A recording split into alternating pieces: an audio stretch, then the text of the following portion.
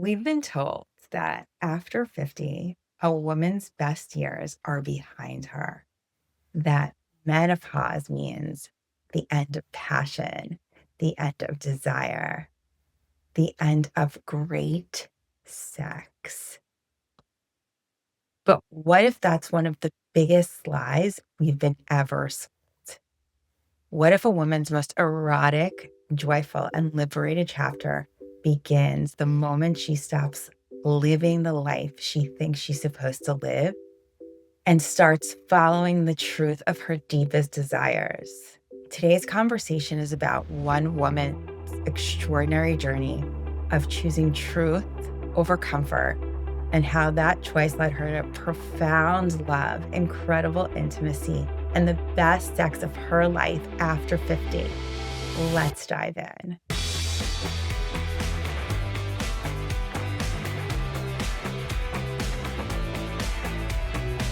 So today we have Marta Kagan, our co-host. I'm going to be interviewing her and her beloved Keith, who is very private and mysterious. And we're going to keep him that way because he is a very special man who cannot be on the internet.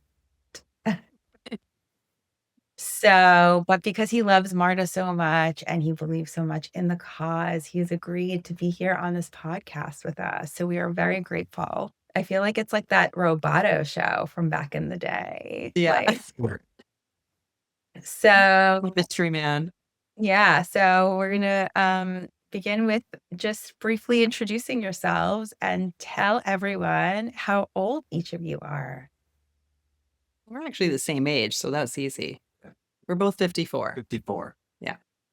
Okay, beautiful. And how long have you been together? This time? Take us through the brief, like the first time, very briefly. What does that mean? Okay, so we first met in our 20s. I think we were 23 ish. Yeah. And had a relationship for a couple of years. It was complicated. I was still married at the time to my starter marriage. And then after we broke up, we went 27 years before we reconnected. So we've now been together 2.5 years, roughly. So I don't know, what is that total math? Like 4 plus 20, like 30 some years, really. But not Oh. really. No. True love endures. True love Yeah. endures. So, okay, beautiful. Next question. If you had to describe your relationship in 3 words, what would they be? I want the answer from each of you. Loving, fulfilling, and secure would be the Beau- 3 words that come to mind off the top of my head. Beautiful. Thank you. And I would say absolutely fucking amazing. Okay. There you go. And if someone had told you 30 years ago that this would be your life today, would you have believed them? Oh my God. No, we talk about this actually. Yeah. Like, we talk about if we could go back to, the 20 something kids we were and tell them about what our relationship, what our love, what our sex life is like, what our just like connection is like, what our lives are like. I don't think they would believe us. I don't think they were capable of even comprehending. They couldn't, I don't think at that age we would even be capable of feeling the feelings we feel now. Yeah, that's true. That's true. Yeah. Love that. Okay, we're going to get to that part. We're going to get to that juicy part of this conversation. So, Marta, Yeah. before you go back to before everything changed, after you met Keith the first time, what do you call it? I know you guys have a name for it. V1 and V2. Okay, V1, V2. What is that? Version 1 and version 2? Yeah. Okay. Okay, so this is after version 1, you're remarried. And my question to you is, what did your life look like before you got to this transformation where you are now currently in V2? Yeah. Um, on paper, my life looked really good. Like I had a long marriage, two amazing kids that were doing well, beautiful home, successful career slash business. Like I was healthy. We had all the things. We did the nice things. We had the things. Um, but my marriage had gotten to a point where things were not fulfilling or secure or absolutely fucking amazing or anything like that. Um, our relationship was, ravaged by addiction and a lot. Like that's a whole episode in and of itself. But the point is, I was half alive at best. Like I was for a number of years really like struggling to live up to the way things looked on paper, Okay. and sort of feeling this like hollow emptiness and this frustration and this um like I existed in a state of sort of tolerating a lot of things and not really realizing that that's even what I was doing. And then I remember it was around my 50th birthday or shortly thereafter, maybe, just deciding that like I can't do this anymore. Like I need something. And at the time I wasn't even looking at the marriage as the problem specifically, even though I knew there were issues. But at that point I was like, well, I've been here for 20 some years, like we'll fix it. We'll work it out. I'm not going to throw it out the window. But I wanted to feel alive again. And I remember thinking, oh, maybe I need like a girls' weekend or something, but not just like a girls' weekend where we go and drink and act goofy, but like something more spiritual, more sacred, more like real, more, I don't know. I didn't know exactly what it was. I just knew that I needed some like a fucking jolt back to life. Yeah. Okay, so that's, like, basically when you realized you were surviving instead of truly living, like, that was that point? Yeah. Okay, Yeah. so What happened was if you back up a little bit, I got sober in 2019. Um, and so that was the beginning, right, of looking at, oh, it looks great on paper, but it's not. Like, let's look at it objectively. And so it was this mm, process over the next couple of years of really feeling what was going on instead of numbing it with alcohol. Um, and it hit different when I wasn't drinking, It and was so in a the few years. sobriety, Mm. like, with sobriety comes a lot of clarity. So what beliefs were starting to become clear that maybe you weren't clear before your sobriety, that were keeping you where you were for so many years? What beliefs were keeping me there? I mean, there was loyalty to my husband, to the relationship, to we've been through so much. We had two kids together. We, moved and bought a house and did all the things. Like we kind of grew up together because we got married when I was 28. He was 25. Mhm. Uh, so there was a loyalty piece. There was a we've been through hard times before. We'll figure this out. The kids are almost out of the house and about to go to college. Maybe that'll be our chance, right? We Mhm. fought a lot about parenting and how to parent. And so part of me was like, well, maybe once that's off the table, we'll find like a second season, right? We'll fall in love again or something. I don't know. So I was hopeful. Um, but that's not how it played out. Right. And, like, can you give a little bit of insight into what was going on inside internally? Because it sounds like there was, like, a push-pull, like, you got sober and you're like, "We could work this out, but something needs to shift." Yeah. Yeah. There was this, I'm a very optimistic and hopeful person. So I would hit a wall where I was like, I can't take this anymore. This it's too much. I'm not happy. I'm frustrated.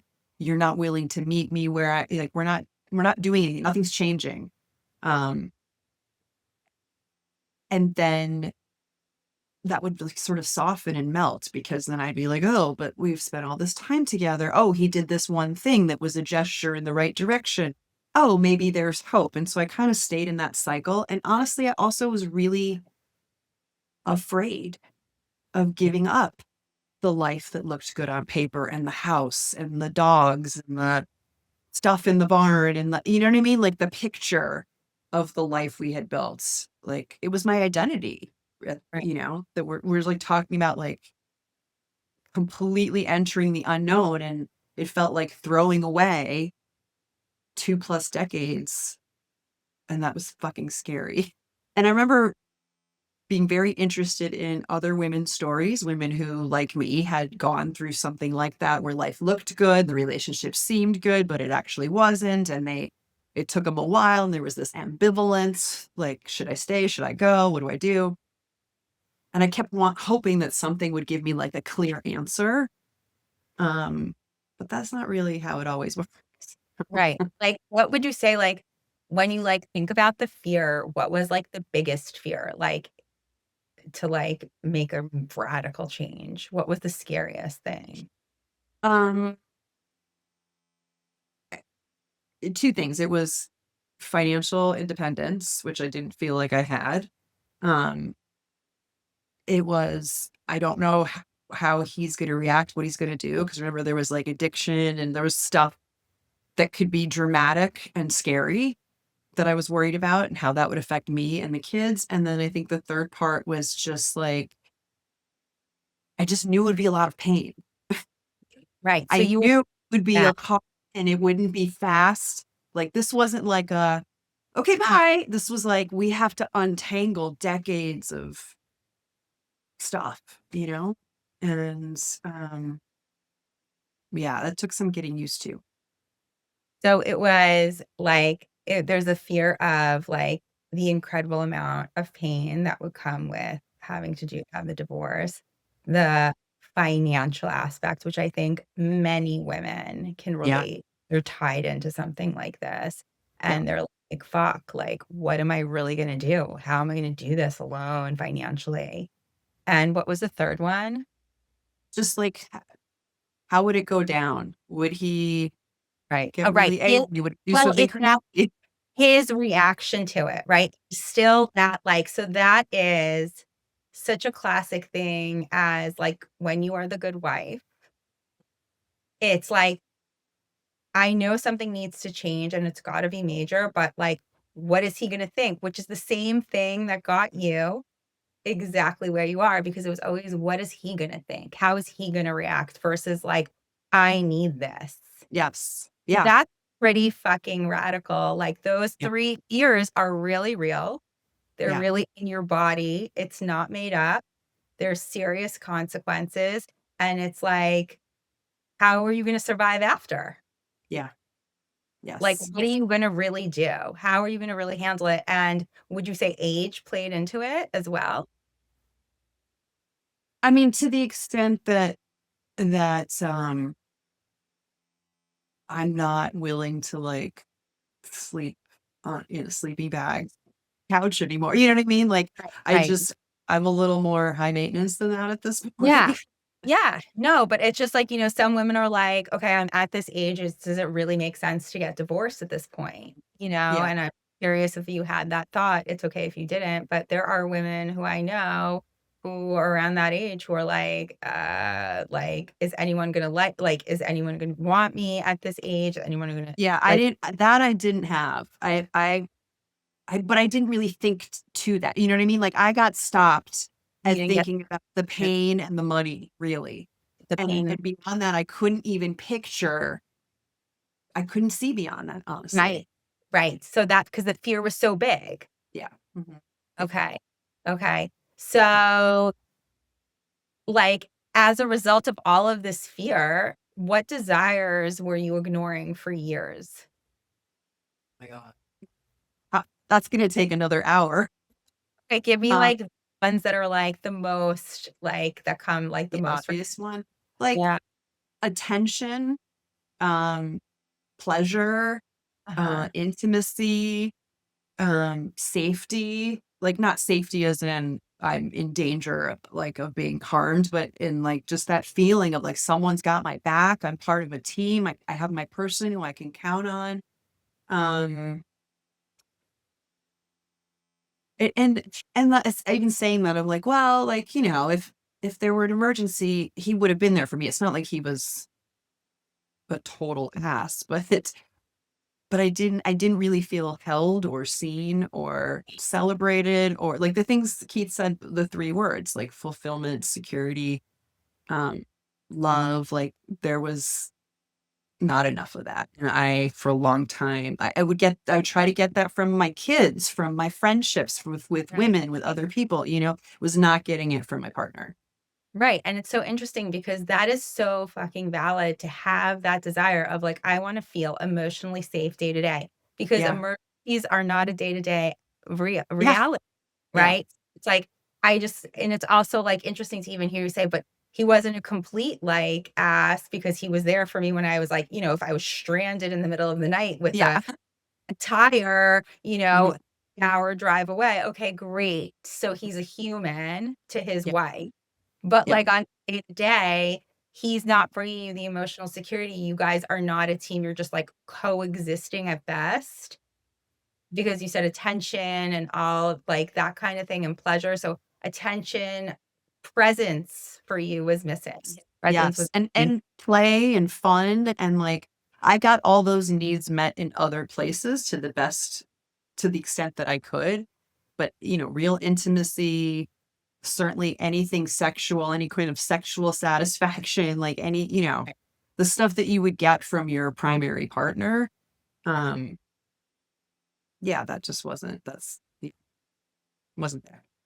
okay. And so thank you for that. And so what finally gave you the courage to choose yourself? Fucking sisterhood, honestly.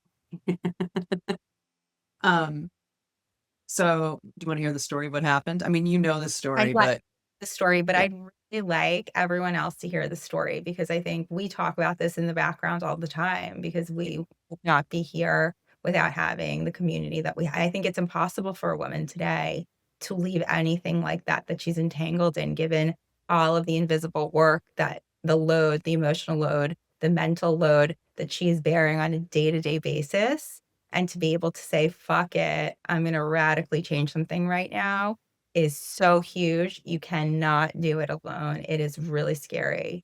Yeah, absolutely. So so I was having these moments of like, I feel kind of dead inside. I'm not really happy. Things aren't quite right. There's friction, whatever.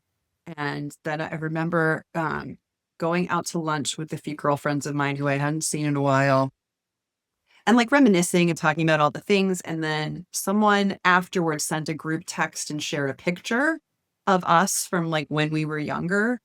And I remember bursting into tears because I looked at that picture of myself. And in that moment, I just felt the huge gap between how alive she was, how like willing she was to say, this is what I want.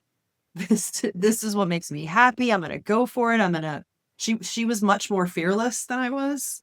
Mhm. Um, and it kind of broke my heart. And so then I decided that's it. Somehow this is gonna change. I'm gonna figure it out. And the universe handed me something immediately. Then I was listening to a podcast later that day, and Regina Thomas Hour's book Pussy came up, and I was like, interesting. So I got the book, read the book. Um, that began like an awakening with myself, my own relationship with myself, with pleasure, etc. And then I ended up joining one of Mama Gina's containers, which is where we met, Mhm. and being surrounded by a group of other women who were there for the same reason, or their version of the same reason, right? A desire to feel fully alive, to feel fully expressed, to reconnect with their sensuality, with their power, with their erotic aliveness. And that was the beginning of everything changing. And part of that, the sisterhood piece that I'm saying, is that it wasn't just being around a group of women for 6 months constantly, but it was how we shared, how we uprode each other, how we showed up messy, how we showed up, you know, in the middle of a crisis, on the other side of bliss, whatever it was. Like I had not felt that seen or supported in a really long time. And everyone in that container got a front row seat to the beginning of the end of my marriage. Um, yeah. So like really the short answer is sisterhood, Right. which is one of the reasons why the sensual sisterhood now exists, right? Like that's my effort to Yeah. provide Yeah, absolutely. Like community for Earth that. saw what we seek because well, I just want to rewind for a second because I just want to say, like, I never even heard like that part of the story of you being out to lunch with friends who are your like friends that weren't friends from this mastermind. They were friends from your like life Yeah. outside the mastermind. Yeah. Yeah. See this photo and you have this emotional experience where you're grieving. Yep. And I would say that was the first miracle. Like, it's not an accident that then all of a sudden pussy comes into your awareness. Um, that day you're listening to a podcast and it's like that release, you gave your body that gift of feeling that grief, of being that transparent and honest with yourself. And it moved something for you and it allowed something new to come through. So, like, I just want to clock that because it's really important because a lot of times women are holding themselves together in these moments and actually saying, don't cry. That was in the Yeah. past. Like, I don't need to do that. Like, yes, that was her, but now I have the beautiful house and I have the Mhm. really nice car and I have my kids are great. So nothing's wrong. And if you allow yourself to be transparent in yourself in that moment, that's the beginning where you might not even realize that's the beginning, but if you can't be transparent with yourself where you are in that moment in your life, it makes it that much harder to get the next clue of what to do. Yes. So, like, Absolutely. I just wanna highlight that, and then the next thing is it's so fascinating because here you are with these group of friends who you've known forever, but the sisterhood that you entered is not the same type of sisterhood because this is a specific type of community where we are really real and transparent with one another about our deepest, truest desires, and the commitment is that we are holding each other to accountable to these desires, right? We're not getting into group and talking about like the things that are surface. We're not getting into group and community and talking about complaining about how I'm so busy. We are talking about the real life stuff, the stuff that you are really actually scared to talk to your closest friends about because you're afraid they're going to judge you. We in this space, we're like, bring it. That's all we want to talk about. Anything else is boring and not interesting. What we want to talk about is what's really happening under the surface. And what we're really curious is what is your deepest desire? So you really had no way out because you walk in and Yeah. it's like, this is my, like, this has been a desire that I haven't been able to share with anyone else. And here Mm. you find women who have similar like minded desires that we're all sharing openly and honestly and talking about the fears and what happens and then women who've already went through that path that you've went through who actually are like, well, if this is what you need to do, they actually have answers, they have resources. So it's like that's part of the community aspect and they're available for each other. Like, we have sisters in Europe. If you were like having a breakdown at 3 a.m., you call a sister in Europe and she knows how to support you with the tools. If Yeah. because like starting this process of really going through it. Like we are really holding you high. We're not just getting together to talk about like taking the kids to soccer practice or what that Yeah. is. But that is part of it. It's not like that's not allowed either. It's all of it, right? Yeah. So Yeah. there is a big space for your desire. Yes. Yes. And I will say that even like when I finally did say that's it, this marriage is over, like the first person that reached out to me, the first person I called was one of the women who was in this container from the sisterhood. And we did a spring clean. And the next day we did another. And then another one who had just been through a divorce gave me all kinds of tips on what to do. And then like I was surrounded and I did Right. not feel like I was alone in that where I would have been normally, Exactly. like, yeah.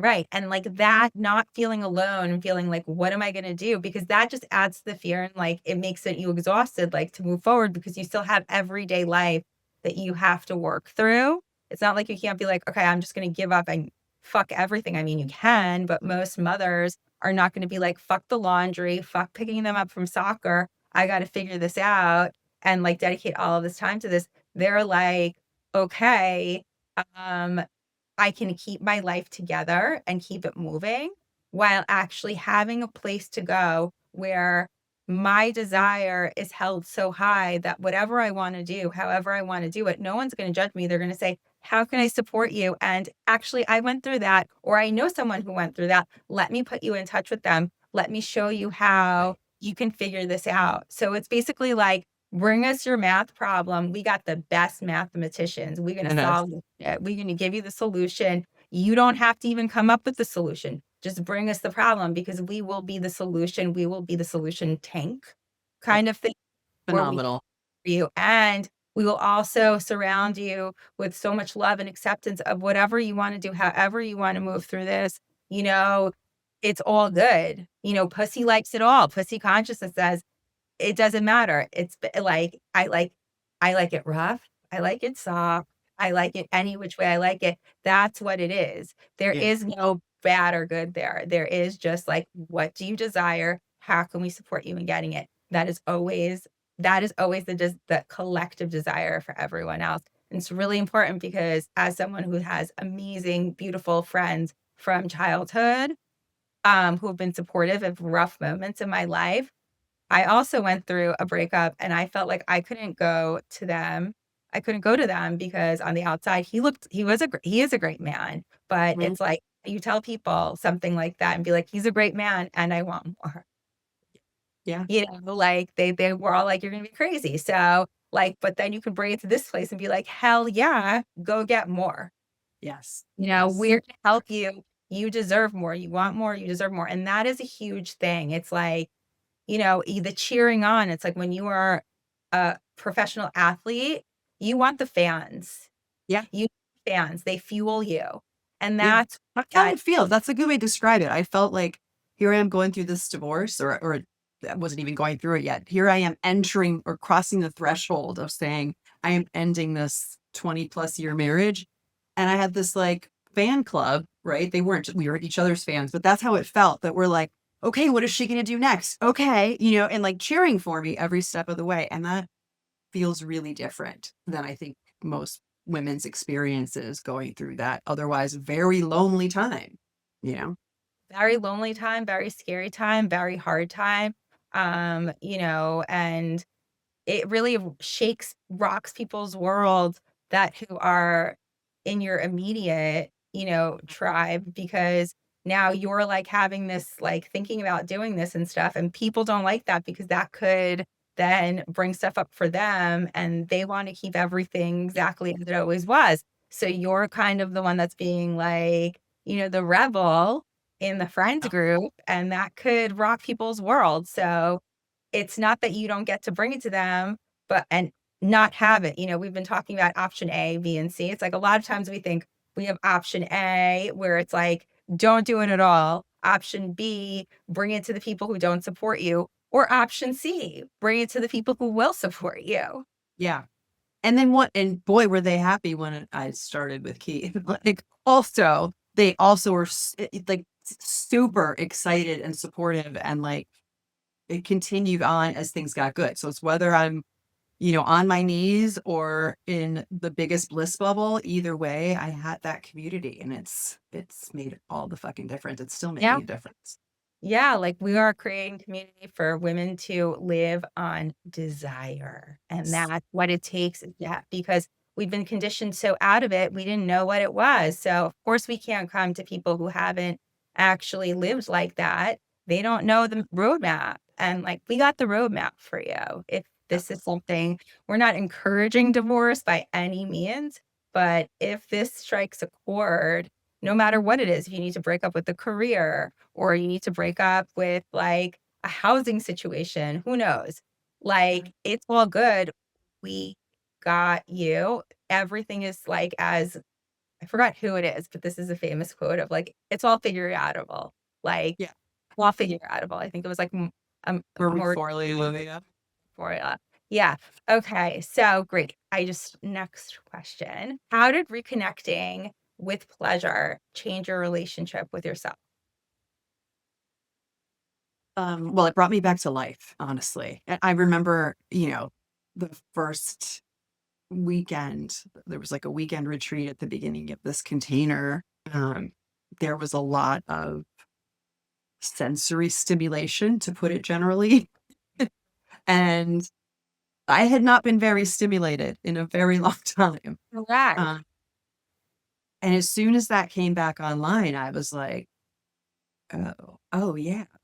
Oh, well, this is what it feels like to be alive again. This is what it feels like to like, I don't know, like feel my body again, feel my sexuality, feel like my desire, feel my hunger, all those things.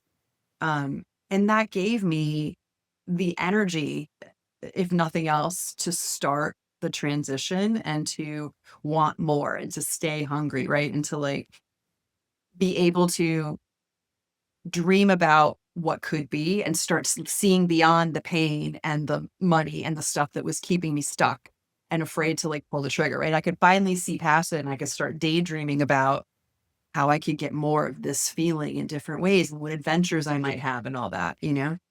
So that aliveness, would you say that the aliveness allowed you to feel powerful where you felt powerless before? Yes, absolutely. Yeah. The direct correlation, like the aliveness, not only was a sensual experience really alivening in the moment, but then there's like this other activation is like, wait, I can handle this. Like this is Yeah. worth it. It's like reminds you who the fuck you are, kind of, like, Right. oh yeah, I am that bitch. Which is interesting to bring it back to that photo that you saw because you were Mhm. like crying and grieving, like, oh my God, I don't even remember. Like, it's been so far. There's that gap that you said, but it's like you're describing, wait, now I just got back here. You got back to that woman that you were grieving, that you got Yes. the answer to in that podcast. And then you felt that experience of like, oh my God, there she is again. This Yeah. powerful human who can like is the creator of her life that actually isn't powerless. Yeah. Yeah, but I would say even better than then, because then I was like, I felt the aliveness, I felt my like erotic life force energy or whatever, but I did not know how to wield that shit. It was like, what? Right. So this And was like contained. This was yeah. contained. You were like, I not only have power in this moment, I have Mhm. power for this erotic energy where before it was like all over the place when you were young. Yeah. Exactly. Okay, so beautiful. Okay, thank you. And it's all just like anyone listening, it sounds wild and crazy. I can't tell you how many times I've seen it for myself, for people over and over again. There is something that happens, can't put in words. It's only through experience. Women who have been there will tell you time and time again. There is something about your sexuality that will immediately, instantly flip a switch in a woman where she's like, "Oh my God, I went from like this little ball in the corner, afraid of everything, scared of the world, and not wanting to make any change to being like freaking superwoman in a heartbeat from entering into like sacred, sensual experiences. And I honestly think it really has to do with the womb and the life force energy. And it's like, this is the part of your body that is the portal for life to come through. Like, it's Create. that powerful, it's that big that once you start to activate it, it just starts to go and go, and you're like, "Wait a second." It brings back that confidence that you maybe once had or never even had, but always wanted, that you're like, "Wait, whoa, I feel my power. I remember who the fuck I am. This is absurd. How did I stay in this, like, haze, this trance for so Yeah. long?" Because a lot of times the trance of powerlessness comes along with like zero eroticism or like eroticism that's being used for somebody else's pleasure, not your Mhm. own. Like if Mhm. there is eroticism and you still feel powerless, then it's not being used in your its best and highest good. So it's like eroticism for you, for your pleasure. And you get to see like, whoa, like I can birth, it's like that woman who, that story of like, when you hear, there's like that story of a mom who her kid was stuck under the car and she just Right. lit She did the Kavaria. grab the kid. Like, it's like, what? I remember there was a shooting in Texas where like all these dudes were standing around like in a school. There's photos, this is recent, and it was like all these men in their best, like with guns, waiting to do this execute, coming in there to save these kids, like, have a whole plan and strategy. A mother hacked the fence and was like, fuck you guys, my kids are in there. She got two boys out and them back over the fence while that shooter was active and those dudes still didn't go in. Like, this is power women have, and that comes from like that life force energy. Like, that was aliveness. Like, that is erotic energy. Do not think it isn't just because it's not sex. That is the same energy that gets you where you want to be. You just got to know how to activate it, and you don't need a crisis situation where your kid's buried under a car or in a shooting. You can do that for yourself in real life. So like, that's really the point, on a daily basis, but you got to activate it. And that's the thing that no one tells you, but that's what we help you with in Essentials. That's what we help you with. We did not forget about you because we are coming back to you right now. Okay. So He's napping over there. He's fine. Okay, I know, I could feel it. He's good. He's like, yeah, this is like all good for him. He likes to listen to us talk. And so we're getting back to Keith. It's getting juicy again. Not that it wasn't before, but this is the real juice. Okay. What inspired you after all of these years? So you had this V1 moment, that's over. You get married to this man. It's years. How many years were you married to Jake? 23, 5. It depends on what you count. You know what I mean? Around there. Like 20, at least 23 years.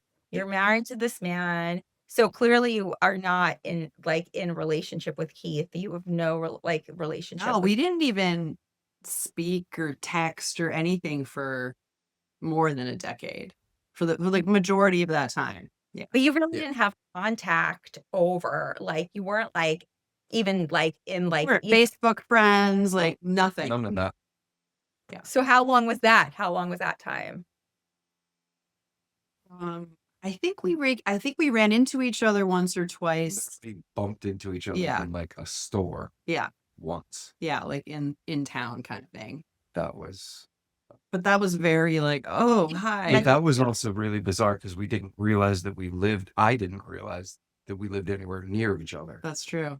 So that I actually thought that you were still in New York City. Right. And then at some point, maybe during the pandemic, it might have been, I was working on a book and I reached out to Keith to let him know he was in it. Mm. And then Actually, a mutual friend. That's right. Reached out to say, hey, is it okay if Marta reaches out to you? Yeah. So it was like that level of like, it really was very like more like professional or like coincidental, like run in. But no, like it wasn't like you didn't have like a real steady relationship or friendship. And so how long was that? That was probably another 3, 4, 5 years, something like that. Yeah. Yeah. So in total from V1, how would you say? Between V1 and V2? 27 years. 27 years circling around each other, running into each other coincidentally, like having to have a friend reach out for like asking permission for like you to reach out. But we still had mutual friends. Yeah, we did have mutual friends. We just weren't. At least in my case, didn't really mention Marta's name. Right. Okay, good. So the question I have is, what inspired you to reach out to Keith after 27 years? So I had told Jake that I wanted a divorce, and a few months had gone by and he started dating. We were still actually living together. We were like in the process of starting the divorce. he started dating someone. So I decided, okay, well, then it's okay for me to get out there again. And I was like, let's go. And I got on one app and like made a profile and went on one date and was like, I don't know if I can do this. Like, I was with this one dude for half my life at that point. I was 52. We'd been together, including pre-marriage, 26 years. So like half my life. And anyway, so I'm kind of mulling that over. And a friend of mine was like, maybe you should give Keith a call. And I was like, no, I don't want to fuck with him. Like with, we've had this 27-year gap and things didn't end wonderfully, even though they were amazing at a point. And then one night I was going to bed and literally it was like the goddess or someone just like spoke to me because this voice in my head just said, text Keith, ask him to go to the movies. And I did. And I didn't even think about it. And I just like picked up the phone and sent him a text. I was already in bed. It was like 11:30 at night. And I didn't get an answer right away. But that was the first move. That was like, yeah, it was like divine inspiration. I don't know. And yeah, it was divine inspiration. But would you say that that has to do with like all of the pleasure work you like what do you think like caused you to be that brave in that moment to listen to the desire in that moment? Oh, for sure. Because like, yeah, rewind a year earlier, even before I had gone through this experience and been part of the sisterhood, I just I didn't feel like I had permission to want things. I didn't even remember what I wanted. I wasn't even interested in sex at that point. I was just like, it was all dead. You know what I mean? Mhm. And then once that came back online, like even before I said I wanted a divorce, I was planning the apartment I was going to live in and the pole where the pole was going to be and who was going to push me up against the glass. Like I had it all brewing in my Right. mind. Right. I So remember. yeah, to your point, it was this, the seeds were, the soil was fertile. Yeah. So what did you hope what might happen when you texted him? I was hoping he would say yes, that he would go to the movies with me, but I was like, I don't know. Like I said, things didn't end great and we had barely communicated and there was tension and we'd been texting back and forth a little bit, but it was like we were sending each other songs, right? We weren't even actually like texting the way you do. We would be like, oh, I think you'd like this song. P.S. All the songs had some No, hidden not messages. originally. Originally, they were just good songs. Originally they were just good songs, but then at some point I think that shifted. Um, It was like covert flirting. yeah, basically. I don't Yeah. think we even. I don't think. I think we were still slightly delusional in that we would send something, be like, this isn't going to hit them the way that it hits Yeah, me. yeah, yeah. Neither one. Like they won't notice that I mean it this way. Yeah. I was like, I wonder if he means it this way. Probably not. It's probably just me. Um, Nobody but honestly, when I There reached out to him at that point, than two people who have the hots for each other but haven't admitted it yet. No one flirts better than two people pretending to be like just friends. That's like the best flirting. Okay. so true. Uh-huh. I think at that point, I wasn't imagining this. Like I was just like, we used to have great sex. Right. Maybe I can have great sex again with a familiar person who's not my soon to be ex-husband, and we'll go from there. That like I mean, and also, my coming out party, sort of. Yeah. like, it might be good to mention that at that point, I thought you were happily married. So I thought that when I would send a text or something, right, I'd Yeah. send you a song, my assumption was that it wouldn't land with any impact because you were in a happy, fulfilled place. Right. It wasn't as though I was doing it to try to tempt you away. Yeah. It was just like, I remembered that we used to bond over music. Music was a huge part of our bonding originally. Yeah. That's so fascinating because I see this kind of thing all the time also. It's like this is like the universe, like you take action on the desire of like getting the divorce. And before you know it, it's like the universe continues to meet you in these wild, amazing ways because he did not know that that was the process you were going through. And out of nowhere, he starts sending you these covert, like music, this covert like links to songs that were just like, oh, this is like innocent. We used to love music, but like I'm flirting with her, but not really. And like not knowing, but the universe knew, like there is an energy, something's going on that the two of you don't, because Marta doesn't know that he doesn't know. She doesn't know what he knows or how he Yeah. knows. You have a shared group of friends, right? So who knows, right? So that's fascinating. That's going on the side. So here's a question. So it's just like another moment of like, see, this is like clocking these little things that lead up to the next thing of like, it's all unfolding. It's all unfolding, right? Yes. So, Keith, what honestly went through your mind when she contacted you? When she reached out about the movies? Yeah.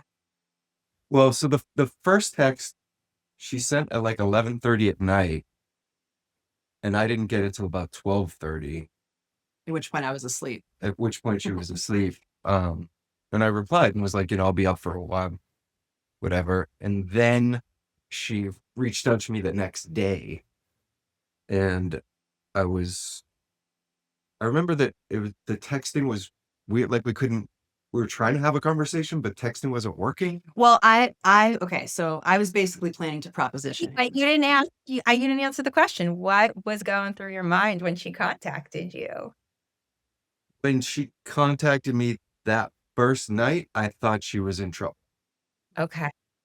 I thought it was like something really bad happened. Like an SOS text. Um, Borderline that, like somebody we knew, something happened, something happened that warranted like a sort of SOS, throwing up Yeah. a flag. Like, Yeah. hey, you're gonna want to know this. Mhm. It in no way, shape, or form did my brain go to like she's trying to contact you to get you to go to the movie or like, that But kind of when you thing. saw that message, okay, so you thought it was an SOS, but then you read the message and it wasn't an SOS. What went through your mind when you saw that? Uh, I think I was still mentally standing off. Like I was still sort of, there was a pretty big wall there. So I Okay. don't think I was even looking at I don't think the underlying emotions were coming through at all at that point. It wasn't until the day that we actually spoke and made plans that sort of things started registering. Okay. And so what made you decide to make the plans and meet up with her? It was actually the phone call the day. So when we finally did stop just sort of missing each other in text and whatever, it was okay, we should actually just talk. So she called, and I remember that I ended up going into a conference room at work, and she it was all sort of, it was a hectic day already and there were things going on, so I was kind of trying to calm myself into this conversation, having no idea what it was going to be. And she basically just said, hey, we used to have really good sex, do you want to have more? Wait, you said that? Did you really say that? Did. Yeah. So when I texted him the night before, I was like, "Are you up?" That was it. That was the whole message. Okay, we don't want to hear that. I don't, we're not rewinding to that part. We're going to stay on track. You said we used to have really hot sex. Do you want to have more? Okay. Yes. That was my opening statement.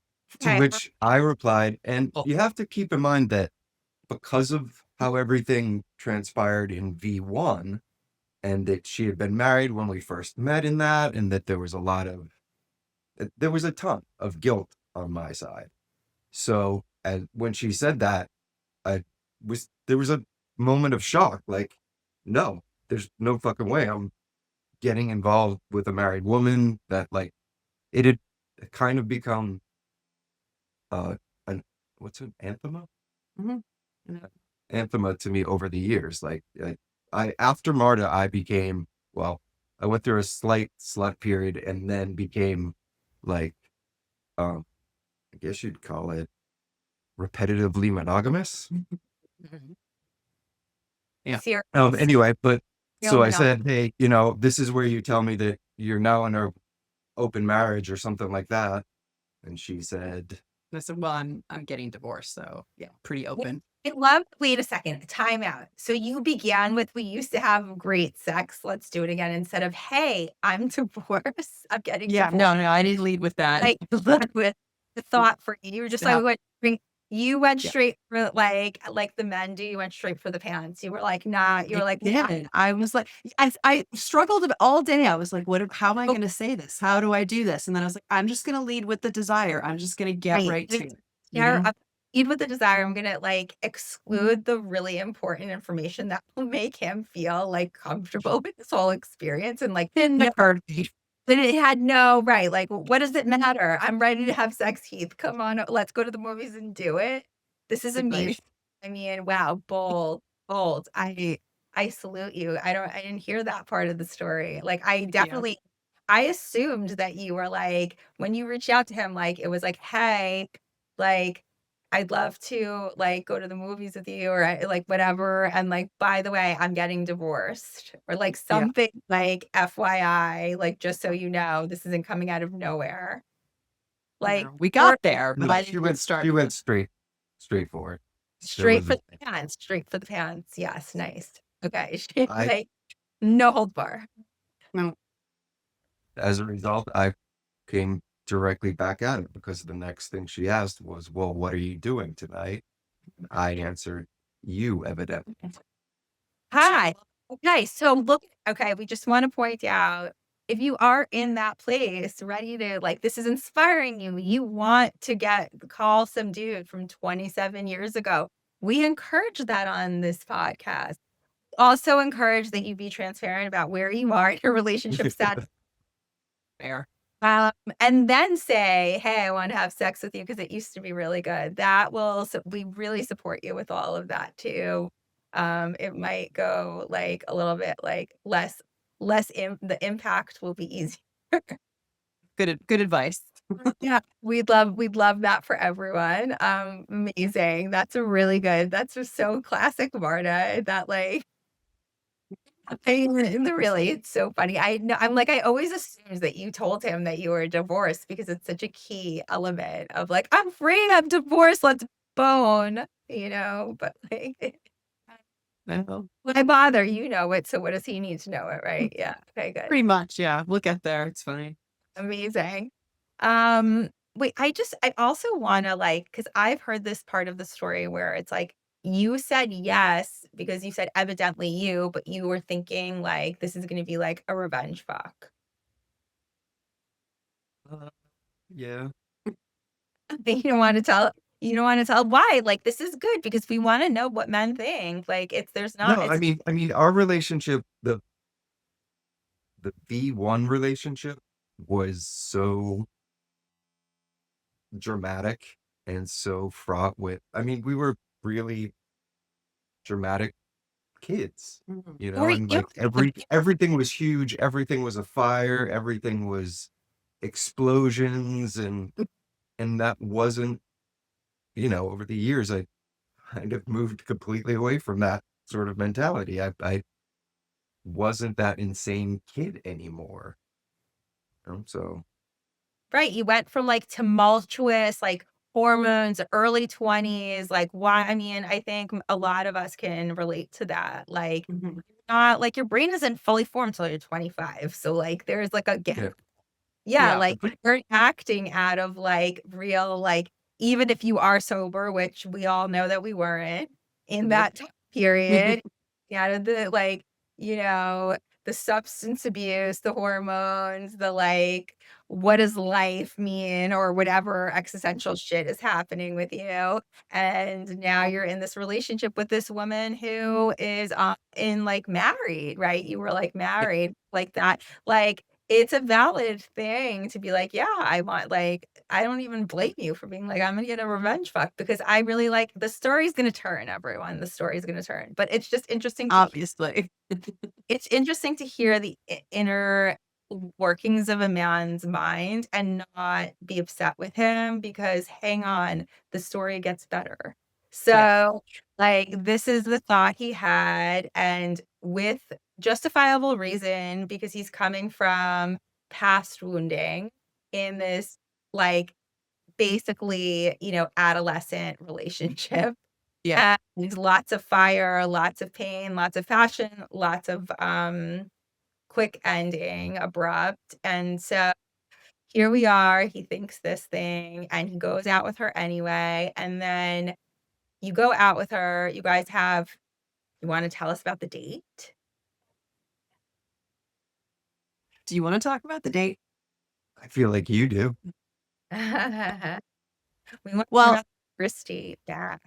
I mean, the movies was not the original plan. Well, I shouldn't say that. I was still living with my ex, so we couldn't go to my house.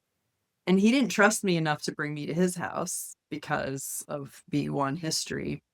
So I was like, all right, well, I've always had this fantasy of getting fingered in a movie theater. Maybe we can do that. Let's go to the movies. And remember, Goddess the night before had said, ask him to the movies. Like that was that was the original plan, was to invite him to the movies and we'll see what happens. So I went back to that. We went to the movies and I mean, I think the minute we were like close enough to like smell each other, like, it was over. I was like, oh, it's on. Chemistry. Like the chemistry was still there after Yeah. all this time. That's Yes. amazing. That is a phenomenon. But I just want to say, as someone who is part of the sisterhood that she was talking about, she literally, one of the things that we do is we share our desires. So she did say, like, we drop desires in a private group chat. And she's like, I always desired to be fingered in a movie theater. At what Yeah, I age? think I've been saying that for like months at that And point. what age were you at this point? It's 52, 1, 51, Fif 2. 51, and is like writing desires like, I desire to be fingered in a movie theater. And then guess what happened? She got fingered in a movie because that's what happens. You say you're just And in these kinds of moments, yeah, and you would be shocked because how many times have you really spoken a desire to a sisterhood that's actually like, hell yeah, girl, go get yours, and you're holding it desire. This is the power of pussy. I kid you not. There has been so many moments like this, but this is an isolated one and it's a good one because this is something that you would think you would say at 20, but really you're like 51. Like, I'm in a divorce. I'm like on the divorce highway and like the ex is still in the house, and I'm gonna go get fingered in a movie theater because I said yep. so. Yeah. We're like, 6 months before, that wasn't even on the radar. That wasn't No. even Mm-mm. like, that's how fast it happened. Like in Yeah. these moments, where like the like X from 27 years ago is like, evidently I'm doing you tonight, like it's like that's these where you're like, did he really just say that? And then you get to come back to us and be like, you will not believe what he said. Yeah. And we're like, oh my God, it's actually almost even like a teeny tiny better because it's like when it's like even better when that happens because now you have someone to say it to who's going to be like, tell me exactly where he was standing. What was he doing? How was he like? I am like the one that's like, wait, I need to know moment by moment, play by play. Cause like I get off on these moments. So I'm like, Yeah. tell me everything now because this is too good. Yeah. Um, we love this. This is the stuff that we love. I'm not sure if Keith knew in that explicit sense, but that's how deep we go. Um, oh, Yeah. uh, okay. So this is a question for both of you. What do you think why do you think the timing was right this time? Oh, actually, no, I need to back up. When did you realize this is for Keith? When did you realize this reunion was becoming something much more? I think it was the second night, which was the night after the first night. Yes. That's It, wild. So, yeah, the first night you're like, I'm gonna go on this revenge fuck before you actually meet up with her. Then you meet up with her and you're feeling the chemistry that she's describing. Like she described yeah, the chemistry. and when you say chemistry, it's it was profound enough to Yeah. still have remembered it after 27 years. It wasn't just like your standard adolescent, 20 something horny kid. sort of connection. We did connect in a deeper way. We just were way too young to understand that's what was happening.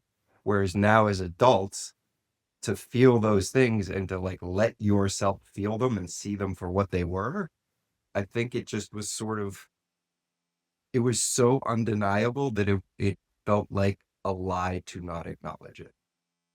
I love that. But it also sounds like part, and maybe correct me if I'm wrong, that part of what made it so profound is like, it was like, if you strip away all of the adolescence, like it made it real. Like it validated the thing, like the fire that you had when you were younger. Now it just like evolved. And like that was real back then. That was like whatever outside of circumstances and whatever happened and didn't happen. But like in those moments when you were like sensually together and that chemistry, like that was real, right? Like it wasn't like made up. It wasn't like, oh, hormones. Like this was so real that it endured up until now. Yeah. Yeah. Like that, like that's like a vibe because it's like that. And You even like you were saying about, sort of the strength and stuff, part of it was just the fact that she asked the way she asked and was right, so like straightforward and so like, this is something I need. It reminded me of her in V1, but right. without sort of like desperation, for lack of a better word. Like it was an assured ask, whereas that same sort of frantic ask in youth would have felt completely different. It felt grounded. It felt like, no, this is what I want. And so to have her be in that place, Mhm. like, I know what I want. This is what I want. Are you okay with it? Do you want to do it too? Felt so much more, not, I don't want to say mature because that's not really the right word, but so much more thoughtful, so much more like not just this sort of youthful dalliance or just whatever, which is strange because I think we both assumed it was just this sort of one, One night thing. 2 night thing. Yeah. Right, but it It was. sounds like there was a confidence in her that was so sure and, like, not attached. She was just kind of, like, giving you this offer from this confident, like, sexually expressed place where, like, when you are in your 20s, you don't know, is it okay to say that or is it not okay to say that? And she was just like, "No, I'm okay with saying this. I'm not sure That how you're gonna receive it, but, like, I feel good about speaking Yeah. it." I mean, I'd been saying it out loud for months Yeah, exactly. to the sisterhood, to myself, and Right, yeah, right. You had the practice without even yeah, realizing you had the can't tell practice, anyone. right? Yeah, You were building the muscle without realizing you were building the muscle to go and just express your desire to this man, like, I mean, he could have rejected you. He could have been like, "No," or like, really he could have been like, you like, fucking with you, whatever, and, like, you didn't know, and you yeah, really trusted yourself that much to go and do that, and you knew if you didn't get the answer you wanted, it would just be like, "Okay, on to the next one." You weren't like, "It's gotta be him." See, like, that's the other thing, it's like when you're younger, it's like it's like the obsessing and all of this stuff, and, like, one of the things we will support you with is, like, go do this, see what happens. If it doesn't work, great. We're gonna go to the next. But hey, pleasure research. pleasure research, but sometimes you ask and it is given, and you'll be surprised how many times when you ask, it is given. And, like, as somebody who had a front row to all of this, like, she didn't have a premeditated, like, "Okay, I'm gonna get him," or, "I wanna, like, start dating him." It was like, "I just wanna go to the movies and get fingered, and, like, this guy is a really great candidate for that job." And then all of a sudden, because it was like, I'm like following this thread as just like, you're like watching Netflix. Like I'm basically watching Yeah, Marta. And I'm like, okay, what's gonna like there's like we don't no idea what's gonna happen next. And then yeah. So here's the like next question. Why do you think the timing was right this time? I think, I don't know, like, I'm very not a woo person, but it just feels like we had taken enough responsibility for ourselves as humans, and we'd both kind of done some work, and we both kind of, I don't know, the best way I can describe how it feels is we paid our dues, like to be happy, to be in a place where we could let ourselves be accepted by someone and accept someone like completely. It's like we we did the work, even if we didn't always notice it or whatever. And that's becoming more obvious as we go on and we get deeper and deeper and deeper, and it just gets better and better. Yeah, and I would add to that I think sobriety for both of us actually played a big role, like, in the background, right? It wasn't like that was but having both made that choice and shifted that way, again, it's what I said before about, like, me feeling my real feelings and actually, like, being present for this amazing experience instead of it being, um, mediated or modulated or whatever the word is a little bit, right? So I think that was huge. And I think all the stuff I was saying before about here I was, like, having just spent it was almost the end of the container. It was, like, very near the end. So I had just spent the last 6 months intentionally reconnecting with my desires, with my sensuality. I'd made this big decision to leave this marriage. Like, there was all this stuff happening, and I don't know, it was just like I was ripe fruit, frankly. Right. Beautiful. Yeah. What feels different about your relationship today compared to when you first met? First met In the years ago, 90s? V1 first and V1. different in it today from that, everything. Well, I mean, not everything, but, we're way more honest with ourselves and as a result, each other. Um, For sure. I think that's huge. I mean, this I is think our sobriety we ability already to mentioned. actually believe that the other person loves us the amount that they do is Oh, something I don't think the V1 me was at all capable. Like just allowing that love Yeah. to accept it and to feel it. I don't know that that was really a thing. I mean, we convinced ourselves that Yeah. it was the biggest love ever.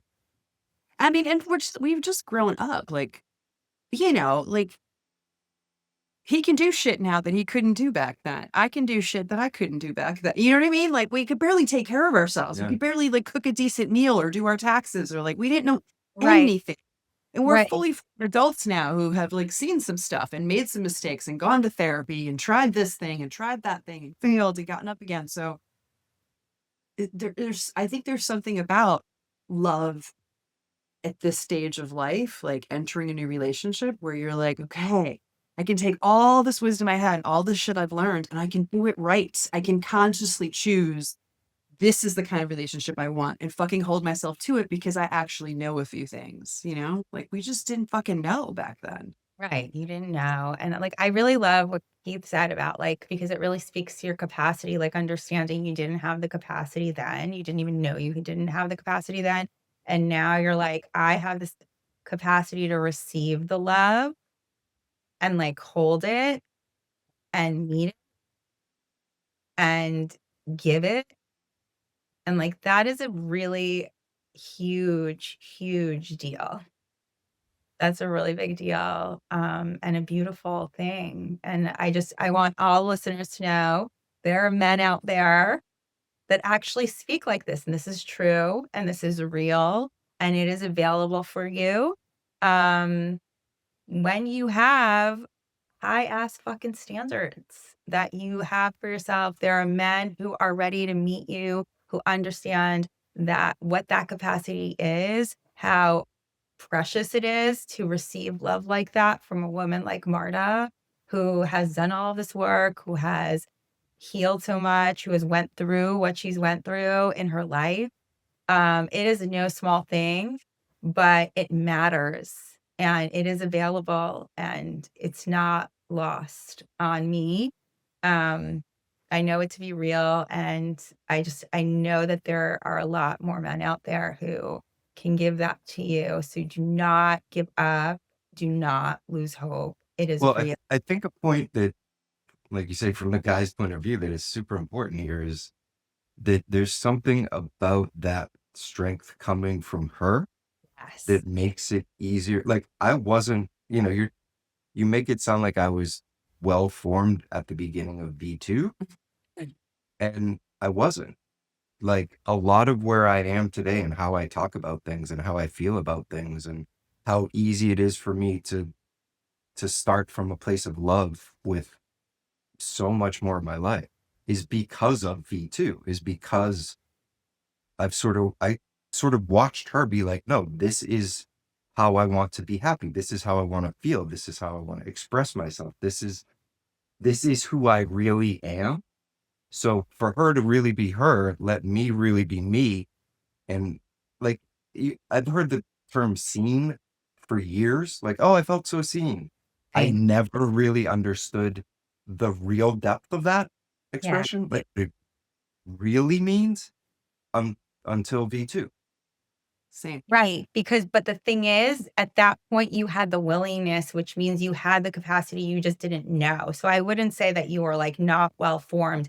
It was in you, and what happened is that she created the safety for you to allow you to, like, tap in.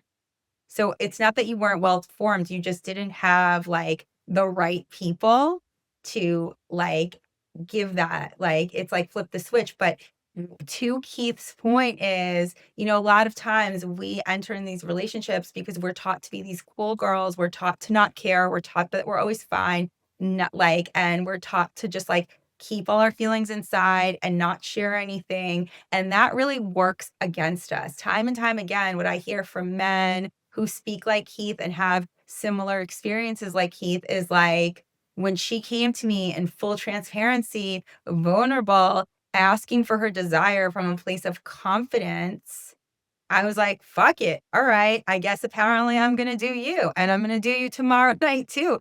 And I'm going to open myself to receive the love. And as this moves on and she keeps showing up that way in that strength, like, vulnerability is often looked at as weakness, but honestly, it comes off it might feel like weakness, but it comes off as strength, but it takes a lot of strength to get to a place where you feel confident enough to be that vulnerable, and that all comes from having this relationship with your body, because even what you just described is like, I've heard that term, "be seen," but you felt it full body, right? You knew what it meant, but you never had the experience until V2. So when someone says, I knew what it was, but now I know what it is, it's because the difference of knowing it in your mind versus knowing it full body. It's a completely different thing. It's like, I know they speak Chinese in China. I have no idea what it's like to speak Chinese in China. You know what I'm saying? And it's the same kind of concept of knowing it through your body, and you always had the capacity, and it was her, and it's like, I know it's hard to hear for women because we are often like, why do we always have to go first? But the truth is, it men, and this is one of these things, is like, in this world, as a function of patriarchy, even though we as women are taught we can't cry and we shouldn't be weak and that's bad, they can't. That's even crazier for them. It is that is like they can never show that. So when it comes to relationships, if you want this type of love, this type of higher consciousness, it does start with us first, because this is the one place that we were taught. Like, if one of us is going to do it in a heteronormative relationship, it's the woman. We're going to start first, but they will meet us. They will. I That's know. actually the perfect point to it. That's the explanation for why my response was, what am I doing tonight? You? It wasn't because that's the guy I am. I'm not like a whatever. It was because she came at me with, oh, this is the thing I want. And Right. having somebody come at you with that much certainty, that much Yeah. honesty, that much just clarity about who they are in that moment or whatever, it turned it into this place where I could just turn back and be like, cool. And almost joking, but kind of with confidence that I didn't really have in that moment. because that was more me reflecting Yeah. back that attitude than it was me. That wasn't pure me. That was partially a reflection, and it felt good. And that's why I kept driving that sort of directness, clarity, honesty, whatever you want to call that, like being true. It's the reason that it's addictive to be around. Right. Because it gives you more permission. It gives you more openness. It gives you Yes, more. exactly, because that's exactly it. It's the permission. Like that's what we do as women when we lead like that. And this is leadership full on. When we lead like that directness, that speaking from the heart, like, working and moving your body from your pussy, all of that stuff, all of those qualities, when you combine it into a cocktail and you come towards a man that way, it becomes irresistible and their guard starts to go down. And they're like, wait, this is new. This is like refreshing. And let me ask you another thing. And like, he was like, that truth, it gives you permission, and I'm going to tell you, the truth is highly sensational. So that is what was happening. It's like he felt something. This wasn't just like another, like, is she playing a game with me? What's going on? He felt her truth. And that did it turn you on when she was direct like that with you? For sure. Yeah, Yeah, that thing. absolutely. So hit her turn More on. than I expected, or to be completely honest, like wanted. Like I wanted to still have some cool reserve and like ability to be like, I don't need any of this sort of thing. Like there's a over a couple decades, you could build a pretty good wall. You know what I mean? So that wall was there, but there was no use to it at all, instantaneously. Right, she disarmed you. It was like Yeah. you couldn't even have defenses because this is how strong the turn on is.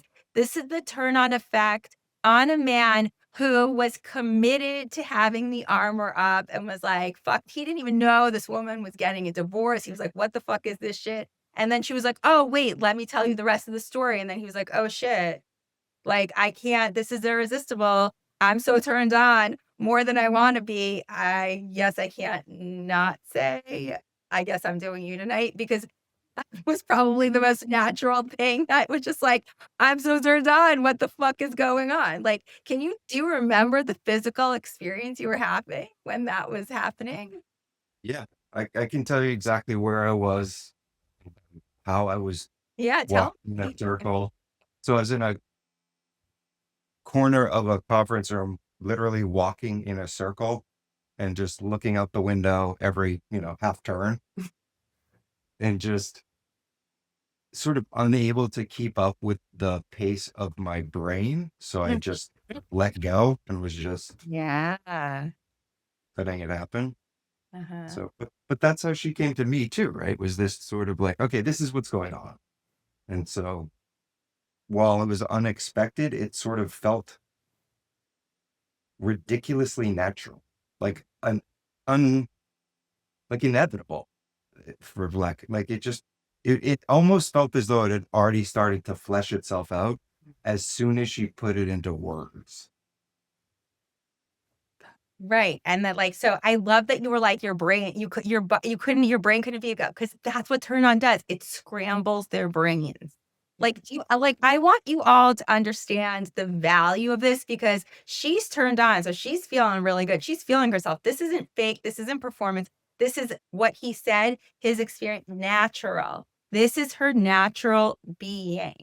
That's what it was the truth in her natural state coming towards this man. He can't even think. He was like, there's no way I'm going to mess with this woman. That was a mess 27 years ago. I'm not even going there.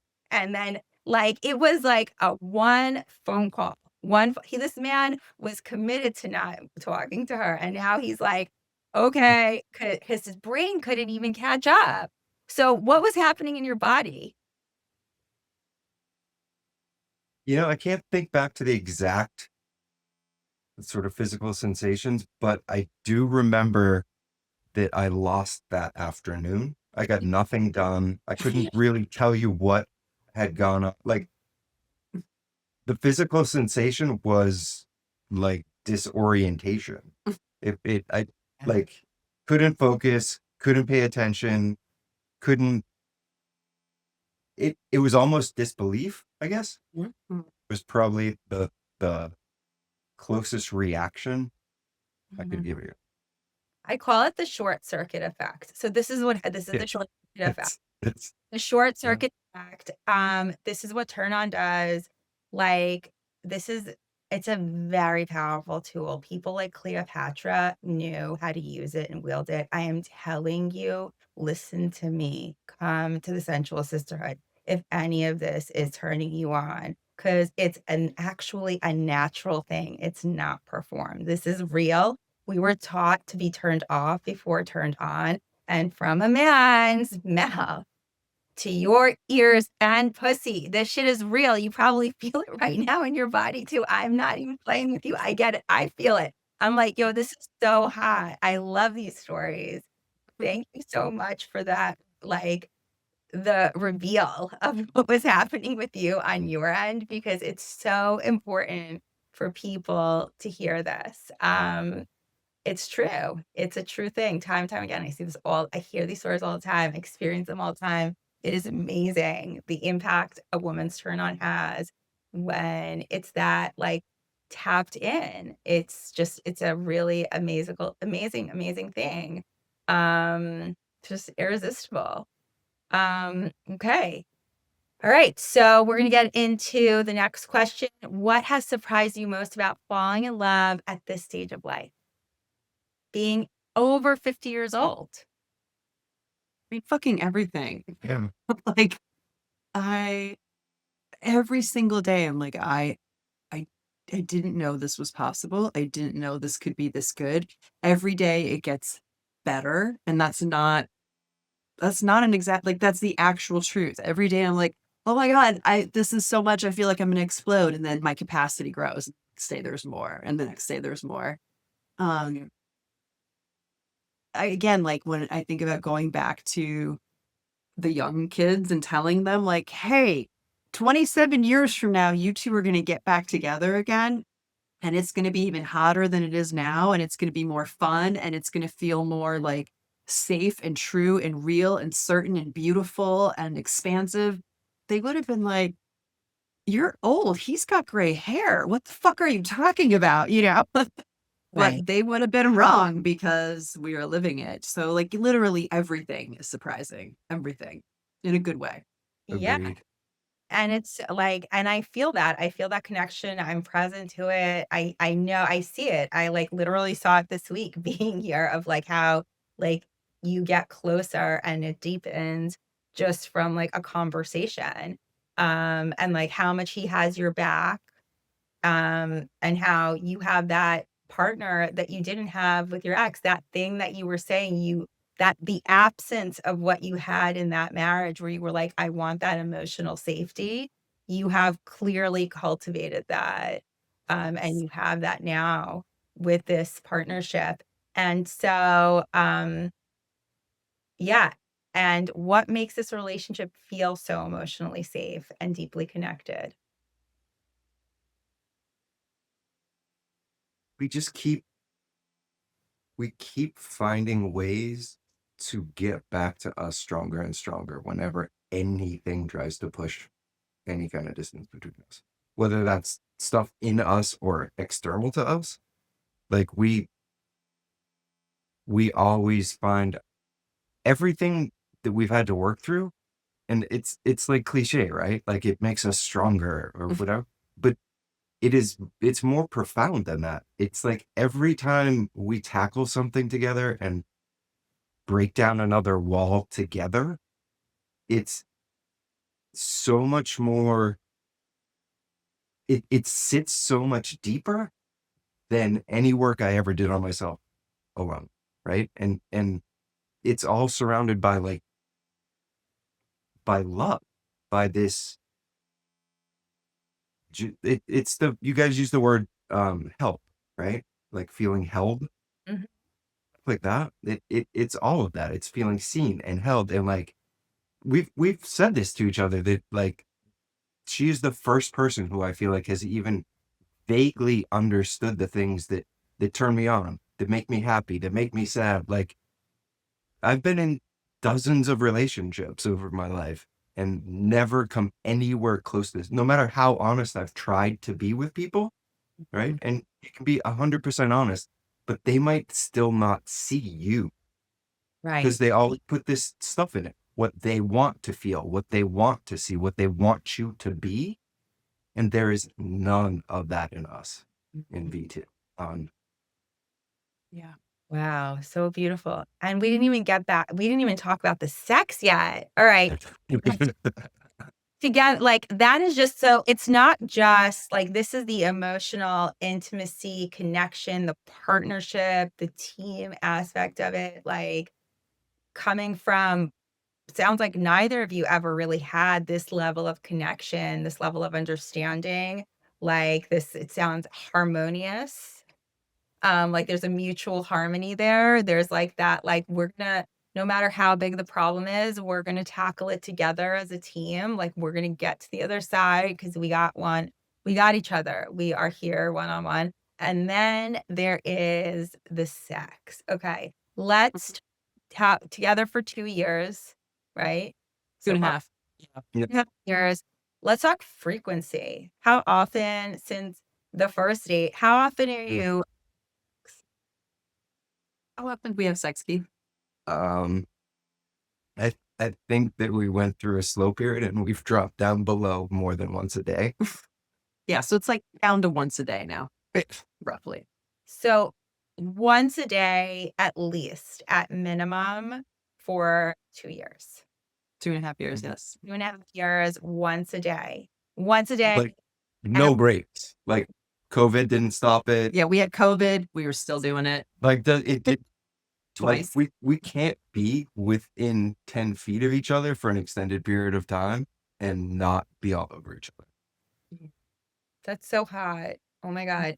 It's true. It's like the other day, I'm like sleeping over and I like woke up at 8 in the morning. I'm like, are they having sex? I'm gonna go back to sleep. That was like I thought I'd have to get up and do work early with Marta. And then I'm like, I think they're boning. Yes, I'm going back to bed. And like they were. And and I was like, oh, in my alarm clock, yes, I can go later. So good. And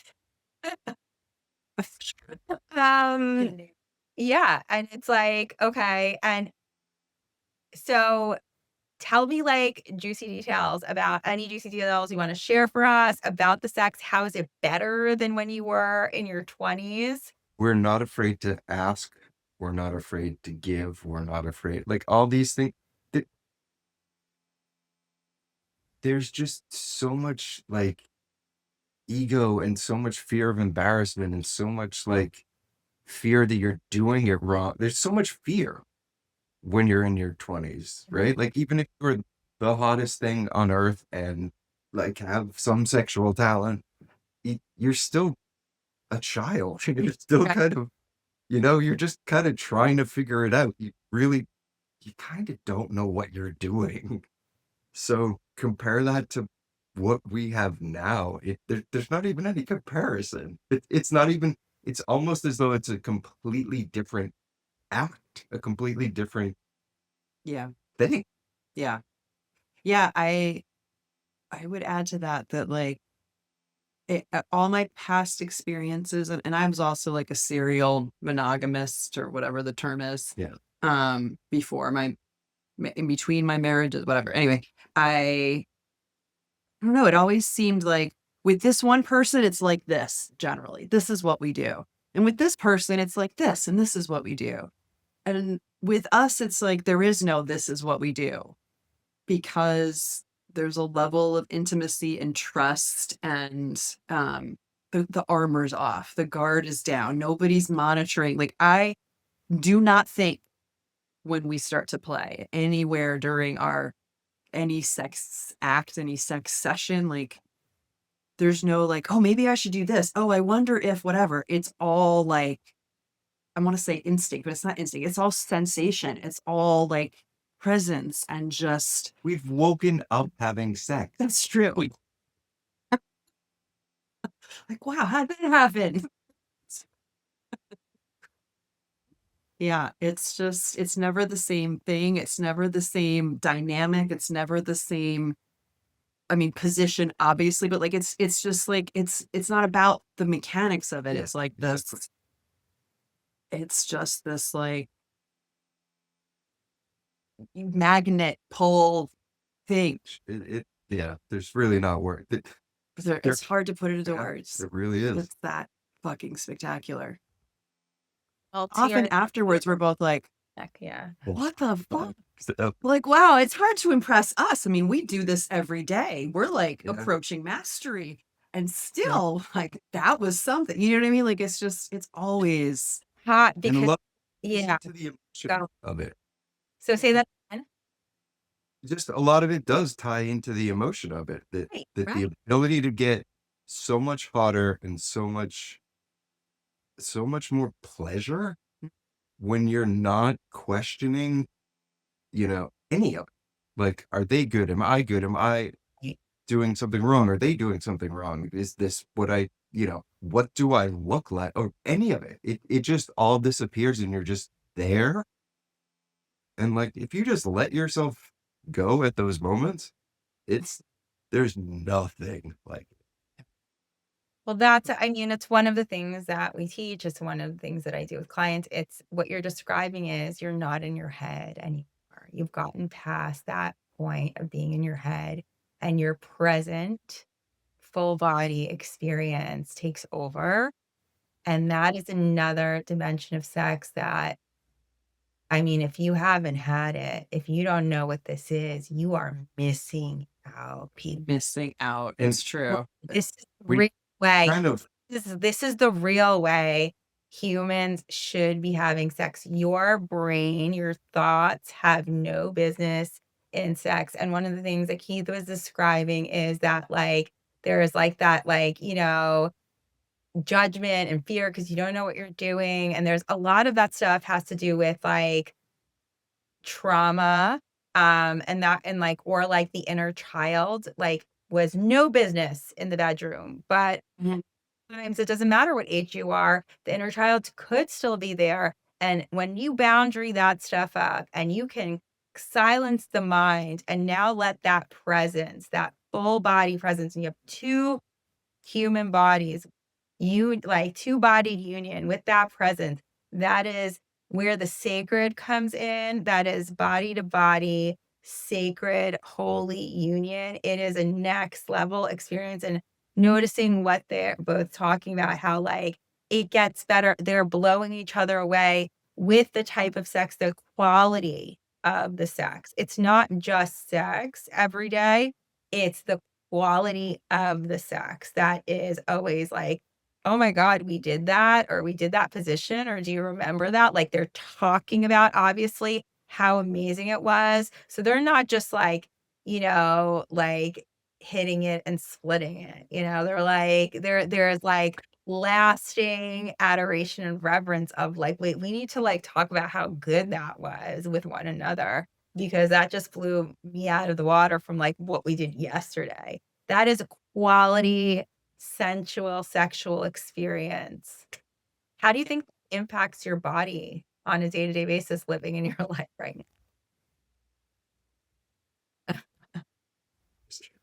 let's see, 99% of the time it affects it really good. Or Once in a while, people get sore and stuff, and I'm like, we get a little too enthusiastic Yeah. or something. but I like, notice it for a day. I feel like my whole like cellular makeup Yeah. has changed. Yeah. Like Yeah. what I notice, how I feel about myself, like what makes me cry, what brings me like tears of joy. You know what I mean? Like just my like I don't know, my nervous system is just more on and awake and And there's a yeah, piece to this that hasn't been brought up, which is that I was celibate. right. Yeah. When I call it Yeah. yeah. I Okay. specifically stopped having sex because it wasn't giving me anything. I mean, I was on all the apps and like I just go out, hang out with somebody for like a night or whatever. And it got to the point where I realized I was using it as opposed to getting anything from it. And so I just forced myself I told myself, okay, like you need to take some time off because you're using this just like another drug. And so I stopped. And when she called and was like, would you like to maybe end that a little early? Because I was going to go for a full year. Right. I remember that conversation. Right. She was, yeah. Yeah. And I'm Right. pretty Like, glad Yeah. that passed. And like, we'll, 2 hours later or the next morning after a play session, and one of us will just be like, oh my fucking God. Cause we'll like have like a physical hit Yeah. of what happened in that last interaction, that last time we had sex. And that keeps like that. I cannot imagine that that's not doing amazing things for ourselves. It's the best drug ever. This is why we do it every day, not because we're trying to like win some world record, but because it's so yeah. fucking good and pleasurable. Like, why wouldn't I you? mean, It's you like, could very well, I'm sure there are psychologists that would be like, this is the addict in you just getting the best drug you can. And it's like, yes, yes, we all. with no side effects. Right. It's free. It's amazing. It makes me feel young. Flushing I love up. it. Maybe, but I think about it in terms of like back in the day before we had TV and like phones and all of the things, and like people had like bathrooms outside. Like, what the fuck were they doing? I mean, they were having sex all the time because it felt really good and they were like enjoying the pleasure of like, there was much little things it's like to do. It's like, if this is the addiction to have sex with your partner every day, is it like, there's a lot worse, like, addictions. Oh, you completely. I recommend it, frankly. Yeah. Yeah, like, if you're gonna have an addiction, be addicted to your partner having sex with you. Like, yeah, and it's like you got 2 people, right? Like, what is better than that? You got both people in the relationship are like, "I'm addicted to having sex with you." Like, and then think about, the oxytocin, the dopamine, all of these things, that chemical cocktail that we talk about constantly, that is running through them throughout their day. Then they bring it out to their world, to Marta's children. Keith is very much a big part of their lives, and that enhances their life. Like, the experience you have in the after and how it fuels your day, how you show up in your day, the difference, if you just track, like if you had a week with no sex and then a week with sex every day with someone you love so deeply, and it's getting better and better and better. Just imagine the quality of your life, because as I always say, the way you do sex is the way you do life. So if you are having a high quality sex life, how is the rest of your life looking, right? How is the quality of your life looking in the other areas of your life, right? Because it's a totally different way to live. This is a lifestyle. This is not just sex to have sex or just to like, rub one out. This is a quality experience. This is what the pleasure experience is, right? They're clearly not having sex in like 2 minutes and then they're like, okay, let's watch Netflix, right? These are like way longer experiences than that, I imagine. Yes, no. Watched very little Netflix in two Yeah, and a half years, whereas not that even, was not true before. they don't even know it's on Netflix. Okay. It's true. Do not ask them for advice for shows they don't know. They can't help you with that. Okay, that's good. Okay. Anything else you'd like to add about the sex? Yeah. So it's something you said that kind of made me think. You were saying something about, you know, trauma of youth and how that doesn't, youth shouldn't belong in the bedroom, whatever. But it's this realization that like, so we make reference to like 15-year-old Keith, right? Or 15-year-old Marta or 20-year-old Keith, and it's like, they all are so like, if she walks into the room naked, 15-year-old Keith giggles like Right. he's the happiest human ever. And it comes from me.